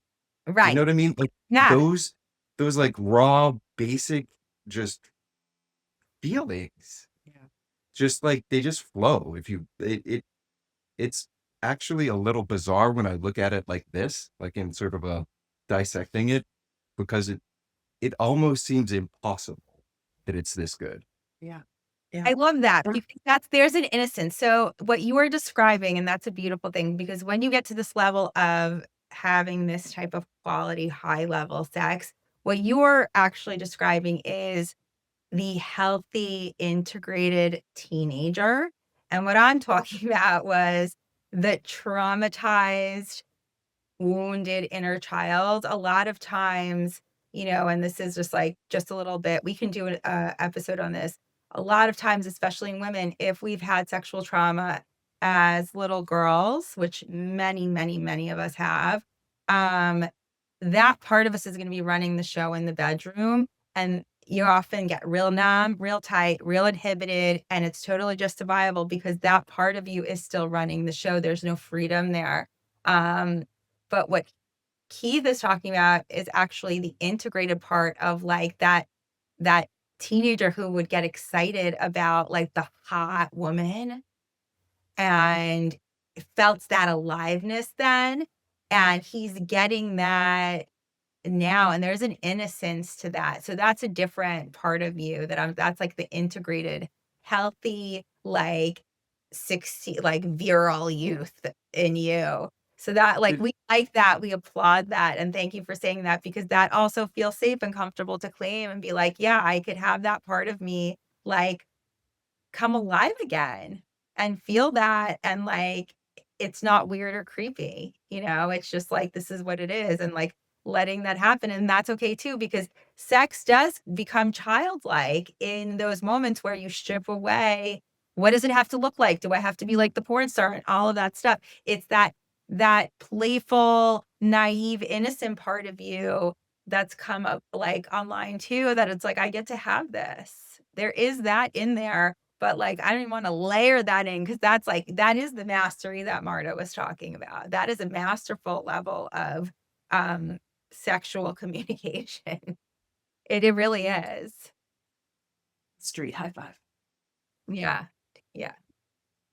Right. And then the other thing that I wanted, and I get that you brought that in because it's so important because it's just like such a fun piece because it's also not just like, oh, we have to be so sexual and sensual. It's like we can be playful, right? We can have fun with this. I remember there was one time where like Marta was like, oh my God. So the other day, like we're in the kitchen and Keith was like, oh my God, boobies, my like the 16-year-olds in me. And like, he was just doing that. And I laughed from that. And I was like, okay, this is classic. It's like all parts of you are allowed here in this relationship where you can be you and they're celebrated and it's like not weird or wrong. And it's just like, yeah. And that is a beautiful thing. And so one of the other things that I did want to ask is, so Marta, you talk about how you're going through menopause. I'm still I'm still in perimenopause technically, but Okay. How does that impact your sex life? I mean, it hasn't really impacted our sex life. It's impacted my like physical comfort outside of the bedroom, like hot flashes and things like that. Okay. So like, I just want Yeah.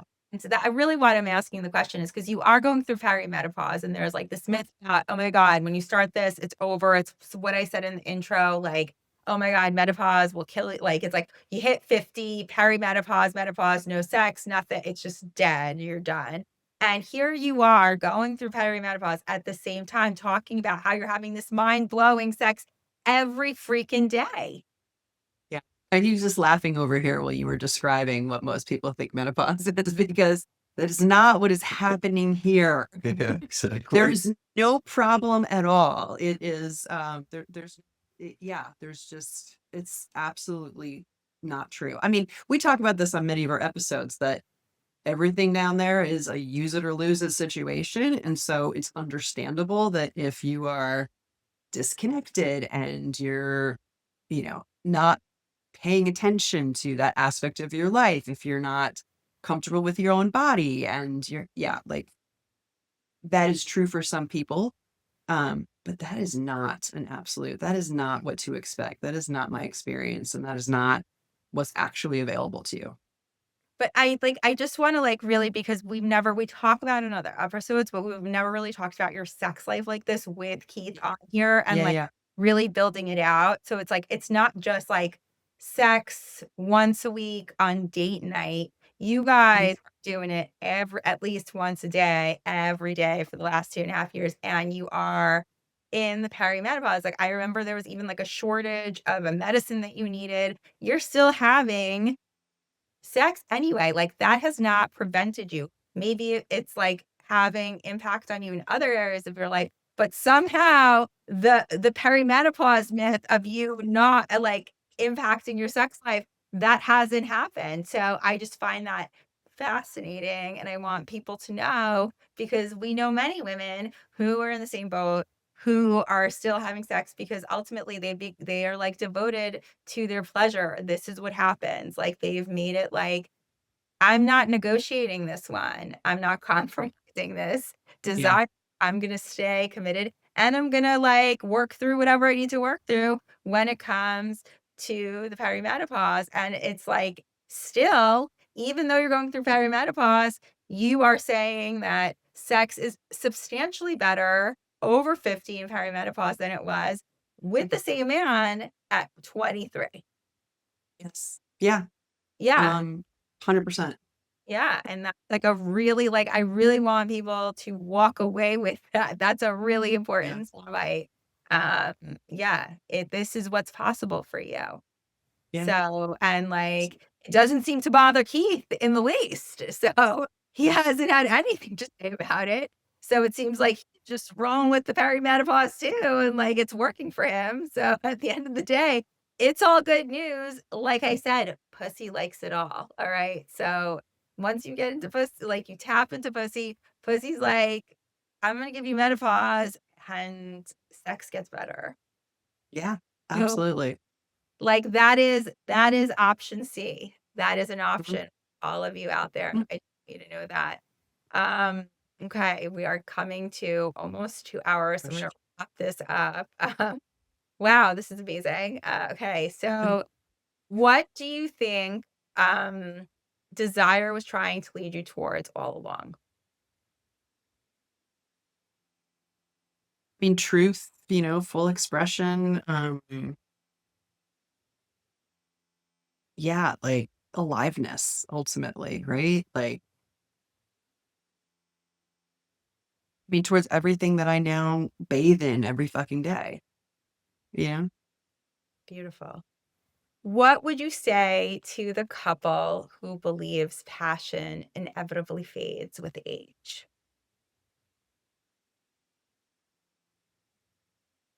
I don't think it has anything to do with age. Yeah. I mean, it has nothing to do with age. Passion can fade, but it's not, it's something else is getting in the way. Something else is creating that distance. It's not your birthday or how recent it was. Absolutely. Would you agree? Totally. And but I think that that expectation, like I know that for many years that was the expectation. Is like, all right, well, I'm moving away from good sex. I'm moving away from all the fun of it. But it turns out it's actually completely the opposite. Right. Yeah. Yeah, Right? I think there was a time in the beginning of the relationship where I was like, well, this can't possibly last. This is so fucking good, but it must be, it must be the honeymoon We period or we whatever. we said that. We said multiple times, like, is it still, are we still in the honeymoon period? This is a very long honeymoon period. This has been going on for months. We're now Right. into years. But it keeps getting better, Right. actually. Right. So it's like we're done with the honeymoon Honeymoon period period. theory. That is not Yeah, what's it's Like no happening. longer. talking that you were like proving your own selves like wrong. Like you were Yeah. like, like it's confusing, right? Because you're like, Yeah. wait, this can't be like you were still buying into it's gotta be this one way. Like this is Yeah. what happens. Like you were like, you came Yeah. in, like you both, we all have these fucking beliefs there, like Yep. collective. Like the honeymoon period has to be 30 or like this 3 months or whatever. Then it's over. Then we're gonna Yeah. watch Netflix forever and be roommates. Totally. And I believe the menopause myths too. I was like, uh-oh, like my time's running out. I remember him saying, like, I mean, I'm, over 50 now. Like, I don't know how long I can keep up this pace. And like, not an issue. This is not an issue. At the beginning, we actually Yeah. discussed that like, well, I'm getting older, Mhm. so like as a dude, and you were just yeah, and I'm getting older, as a woman, X, Y, and Z, and all right, and it was almost like we were resigning ourselves to like, well, it's only gonna go downhill from here. Yeah. So let's make the best of So it for Like really, really have the best like honeymoon period we'll ever have. It's Yep. the last, and we didn't know we could have extended honeymoon period. But you know what? In Tantra, like I have like Tantra training, and they say actually after year 7 in a relationship, you can actually have a better honeymoon period than the first honeymoon period if you are evolving in that conscious like relationship which you are already building. So like you think this is honeymoon period, you just wait. You just wait because we will do a return episode in 7 years to see what happens next. And like what like you'll probably be floating. You're like floating. But like that will just be mind blowing. Amazing. Like really amazing. Um, so what conversations do you think more couples should be having about intimacy after 50? Yeah, I think they should be having conversations, Conversations, period. period. Like, yeah, I right? think that, and actually this speaks to something we haven't even mentioned, but that was huge, which were the councils, Mm. which in some strange way is tied to this whole thing of like accepting ourselves and accepting each other and which was like, if we get to a point where something is bad or stressing us out or whatever, we stop everything and we sit and we talk through it. It's like the never go to bed angry. We Yeah. don't really get angry with each other, but we get confused about the relationship. You know, you almost always, it's something individual, something that was trauma from her past or something that beat me up in my past or something.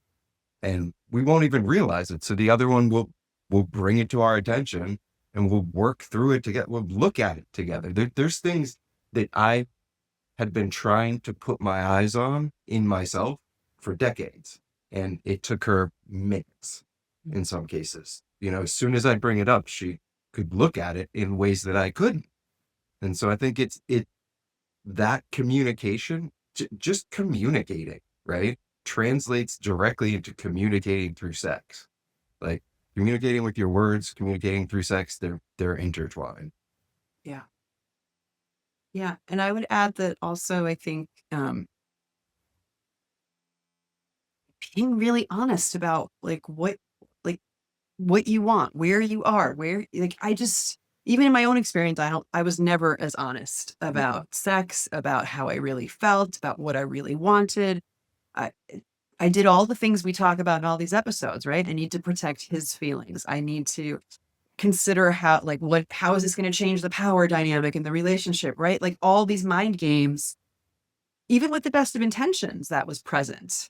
Um, so I do think that like the amount of intimacy we've allowed fuels it more. And so I guess back to the answer to or back to your question is just like tell the truth.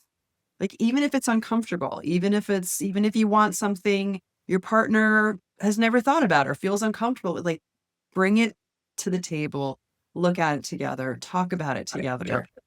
Um yeah, just talk about it, period. Beautiful. Okay. Should be off the table. Read. Okay. So is there anything else before we wrap this up that either of you would like to share? I don't know why it's making me giggle, but Yeah, 15-year-old Keith just started giggling hysterically. Okay. Well, there's something 15-year-old Keith would like to share. I think they're boobs. They're kind of yeah. They bleed with boobs. But no, there's sort of this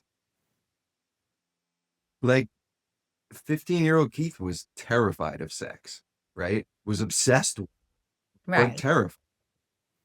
And I think that fear, until you really get to to to play with somebody who you really trust and who really trusts you, Mhm. you're always, there's always some fear, right? There's always some, whether it's fear about what you're doing, what they're doing, how it feels, how it look, all the things that mentioned, there's still some fear. And when you get past that, when you have sex that is fearless, it's fucking awesome. That is so hot. That is such a good, like, mic drop, please, because ladies, and gentlemen, anyone, they whoever you are out there listening to this, a lot of times we think we're the only ones that are like have all of these fears in our head of like, am I gonna look okay? Or am I doing this right? All this stuff. But it sounds like from a male perspective, from someone who's actually had quite a bit of sex in their life, that at this point, at this age, he is admitting that men too have fears when it comes to sex. And he had just said, fearless sex, but you can't do that until you get into your body. That presence comes online. There is there's some work that happens, but it's possible to have it's the real uninhibited type of sex, right? It's primal. It's like it's another dimension that's possible for you, and it's so incredible. It's fearless, fearless sex, and Yeah. isn't it such a gift to be able to have sex that you're not, like, afraid of how you're gonna look or be judged or judging someone. That's not even at all in the space. That's not even, like, a thing. Yeah. Yeah. Yeah, it's such Bodies just take over. That's how you end up having sex in the morning and not even realize, like, literally like body. it's like we're What? conscious, but we're like it's like the presence is just fully here. It's the embodied presence. It is not there's no ego, there's no judgment, there's no fear because there's so much safety in that honest, transparent experience that you 2 have both agreed to have, and, like, that's what really I do think that that's what takes it higher and higher and makes that, like, higher level of quality, and it really starts with being transparent with yourself of what you really desire and what you really want, and, Even if that's getting fingered in a movie theater, like, just, the name it, claim it. it's basic, it could be, like, a high school level fantasy that you've never gotten fulfilled. I've had plenty that I've really, like, felt called to share throughout these last 2 years. So, yeah, I totally understand. I hear you. I feel you. Yeah. Okay, so beautiful. Thank you both for sharing this gorgeous journey. I feel privileged to be part of it and a witness, and it's really beautiful to hear and be in this space with you. I my hope is that the listeners leave this conversation with a new belief that it's never fucking too late to choose yourself, your eroticism, your pleasure, to trust your deepest desires that are aligned with your highest truth, no matter how outrageous they seem, no matter how unbelievable. Let yourself have them. Let yourself trust them and discover that love, that pleasure, that extraordinary erotic life. It is still ahead for you, no matter what age you're at, no matter where you come from or what your circumstances are. I am telling you, it is available for you. And we will support you in any way we can in the Sensual Sisterhood. Thank you so much.